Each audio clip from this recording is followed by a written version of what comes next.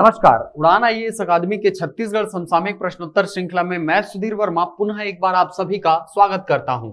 इस प्रश्नोत्तर श्रृंखला में हमने प्रयास किया है हाल फिलहाल में चर्चित उन सभी घटनाक्रमों को आप तक प्रश्नोत्तर के माध्यम से पहुंचाने का जो आपके एग्जाम के पॉइंट ऑफ व्यू से अत्यंत महत्वपूर्ण है।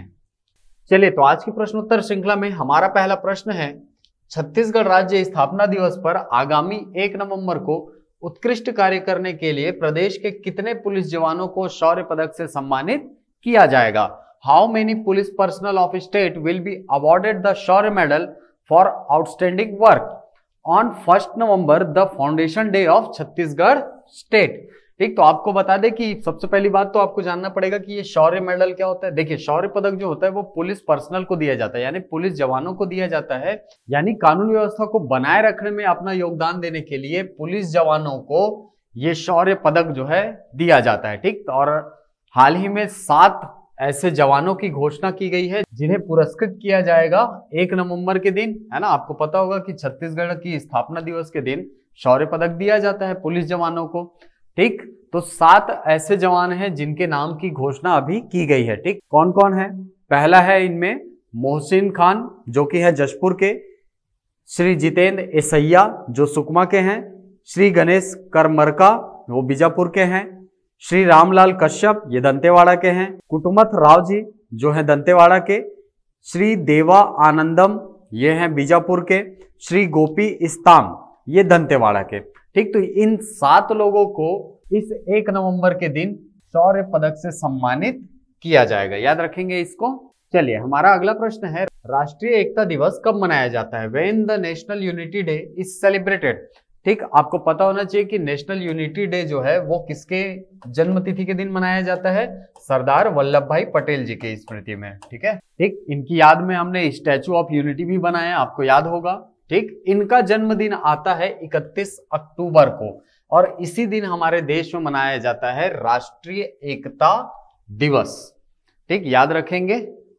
चलिए, हमारा अगला प्रश्न है, हर कदम बेटी के संग कार्यक्रम संचालित किया जा रहा है। द हर कदम बेटी के संग प्रोग्राम इज ऑपरेशनल बाय।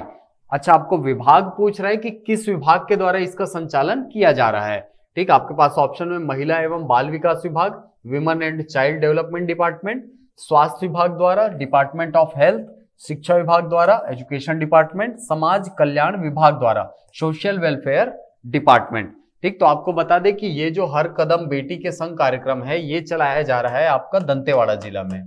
ठीक है, और क्यों चलाया जा रहा है? देखिए, कोरोना काल में जो बच्चे हैं उनकी शिक्षा पर बहुत बुरा असर पड़ा है, यानी कि उनका स्कूल जाना तो लगभग बंद ही हो गया है अभी। तो बच्चियों की शिक्षा को आबाद बनाए रखने के लिए, यानी कि उसमें निरंतरता लाए रखने के लिए ये जो कार्यक्रम है इसको संचालित किया जा रहा है, याद रखेंगे इसको। इस कार्यक्रम में क्या किया जाता है? बच्चियों को मोटिवेट किया जाता है पढ़ने के लिए। ठीक है, पढ़ाई से उनको निरंतर जुड़े रहने के लिए मोटिवेट किया जाता है स्कूल के जो शिक्षक है उनके द्वारा। ठीक, तो याद रखेंगे कि ये जो कार्यक्रम है ये चलाया जा रहा है आपका शिक्षा विभाग के द्वारा। चलिए, हमारा अगला प्रश्न है, नवीन औद्योगिक क्षेत्रों में से असंगत कौन सा है? Which new industrial area is impaired. ठीक, अच्छा, आपको औद्योगिक क्षेत्र का नाम दिया है, उसके सामने उसका जिला दिया हुआ है, आपको पूछ रहा है कि कौन सा असंगत है। ठीक, तो खमरिया औद्योगिक क्षेत्र कहाँ है भाई? मुंगेली में। हाँ, ये सही है। परसगढ़ी ये तो कोरिया में है। अरे, आपके सामने इसमें दिया है कोरबा, मतलब ये गलत है। ठीक है, परसगढ़ी कहाँ है? कोरिया जिले में है, याद रखना है इसको। ठीक, बाकी को देखते हैं। आभनपुर ये तो हमारे रायपुर में है, सिलपहरी ये है हमारे बिलासपुर में। ठीक, तो केवल 2 क्या है इसमें असंगत है, मतलब आपका उत्तर हो जाएगा ऑप्शन नंबर बी। ठीक, याद रखेंगे। परसगढ़ी कहाँ है औद्योगिक क्षेत्र? कोरिया जिले में है, ना कि कोरबा में। ठीक है, कोरबा में नहीं है, कहाँ है? कोरिया में। चलिए, तो हमारा अगला प्रश्न है, खेल के क्षेत्र में उत्कृष्ट प्रदर्शन के लिए कौन सा राज्य अलंकरण दिया जाता है? Which award is given in state for outstanding performance in the field of sports? ठीक है, आपको पता होगा कि खेल अभी जो राज्य अलंकरण है उनका वितरण किया जाना है 1 नवंबर से। ठीक है, इसके लिए प्रविष्टियां भी आमंत्रित की जा चुकी हैं। ठीक, और कमेटियां भी बन चुकी हैं जो कि उस पुरस्कार के विजेता के नाम की घोषणा करते हैं। तो यहाँ पर आपको प्रश्न में पूछ रहा है कि खेल के क्षेत्र में उत्कृष्ट प्रदर्शन के लिए कौन सा राज्य अलंकरण दिया जाता है। आपके पास ऑप्शन में है प्रवीर चंद्र भंजदेव सम्मान, ये तो तीरंदाजी के लिए मिलता है। चंदूलाल चंद्राकर सम्मान, ये मिलता है आपका पत्रकारिता के लिए। लखनलाल मिश्र सम्मान, ये दिया जाता है आपका पुलिस वालों को, है ना, पुलिस सेवा के लिए। आपका गुंडाधुर सम्मान जो है ये दिया जाता है खेल के क्षेत्र में उत्कृष्ट प्रदर्शन के लिए। ठीक, तो याद रखेंगे कि खेल के क्षेत्र में उत्कृष्ट प्रदर्शन के लिए कौन सा पुरस्कार मिलता है, गुंडाधुर पुरस्कार मिलता है। चलिए हमारा अगला प्रश्न है, श्री जॉब जकारिया कौन है। Who is mister Job Zacharia. आपके पास ऑप्शन है मुख्यमंत्री के निजी सचिव, यूनेस्को के प्रतिनिधि, छत्तीसगढ़ में यूनिसेफ के प्रमुख, छत्तीसगढ़ के पर्यटन विभाग के सचिव। ठीक, तो इसका आंसर क्या है, छत्तीसगढ़ में यूनिसेफ के प्रमुख है। ठीक, तो आपको पता होगा कि यूनिसेफ जो है वो हमारे छत्तीसगढ़ में भी कार्यरत है। बहुत सारी योजनाएं यूनिसेफ के माध्यम से चलाई जाती है। स्लीप परियोजना हो गई आपकी, सीख कार्यक्रम हो गया। ठीक, ये सारी योजनाएं यूनिसेफ के सहयोग से चलाया जाता है। तो यहाँ पर यूनिसेफ के प्रमुख, ठीक है, हमारे राज्य में बोले तो यूनिसेफ के प्रमुख कौन है, जॉब जकारिया जी है। ठीक, इसको याद रखेंगे कि छत्तीसगढ़ में यूनिसेफ के प्रमुख जॉब जकारिया जी है। चलिए हमारा अगला प्रश्न है, छत्तीसगढ़ सरकार द्वारा कृषि आधारित ग्रामीण उद्योगों को बढ़ावा देने हेतु राज्य में कितने फूड पार्क स्थापित करने का लक्ष्य रखा गया है। How many food parks establishment in state is the aim of Chhattisgarh government to promote the agro based rural industries. ठीक, आपको मैंने पिछली वीडियोस में बताया है कि भाई हमारे यहाँ फूड पार्क की स्थापना की जा रही है। बहुत सारे फूड पार्क यहाँ पर बनाए जाने हैं। ठीक, कुल 200 का लक्ष्य रखा गया है। आपको यह भी बताया था मैंने कि कुल 200 फूड पार्क स्थापित करने का लक्ष्य छत्तीसगढ़ सरकार के द्वारा रखा गया है। और अगर अद्यतन स्थिति की बात करें तो कुल 101 विकास खंडों में भूमि को चिन्हित कर लिया गया है, चिन्हांकन कर लिया गया है, जहां पर फूड पार्क की स्थापना की जानी है। हमारे यहाँ कुल विकासखंड कितने हैं, 146। इनमें से 101 में भूमि का चिन्हांकन फूड पार्क बनाने के लिए किया जा चुका है। चलिए हमारा अगला प्रश्न है, apparel training and designing centre की स्थापना कहाँ की गई है।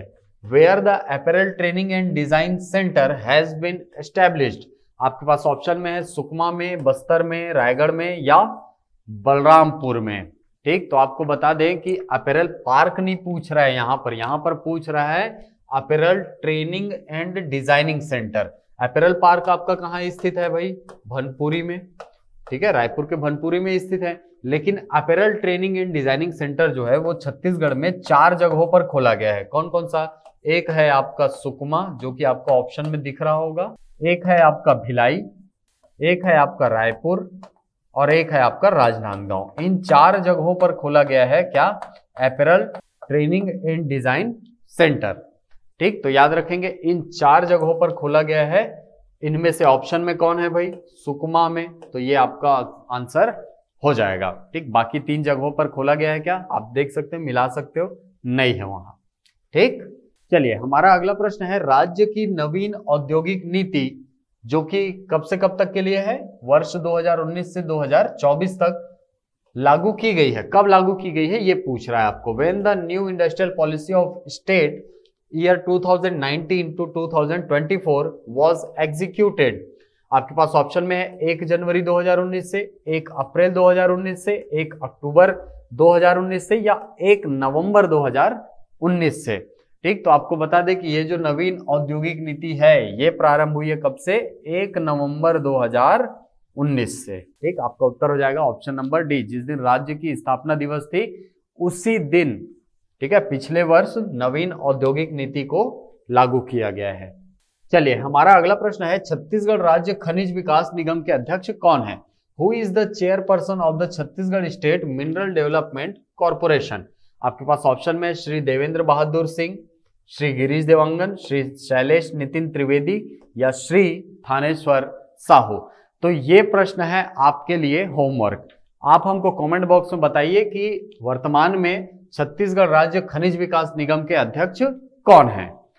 ठीक, तो ये थे हमारे आज की समसामयिक प्रश्नोत्तर श्रृंखला के कुल 10 प्रश्न और उनके आंसर कीज। आशा करता हूं ये वीडियो आपको पसंद आया होगा। यदि वीडियो पसंद आए तो इसे लाइक करें, शेयर करें, अपना आंसर दें, यूट्यूब पर कमेंट करें। मिलते हैं अगली कक्षा में कुछ नई जानकारियों के साथ, कुछ नए प्रश्नों के साथ। तब तक के लिए थैंक यू।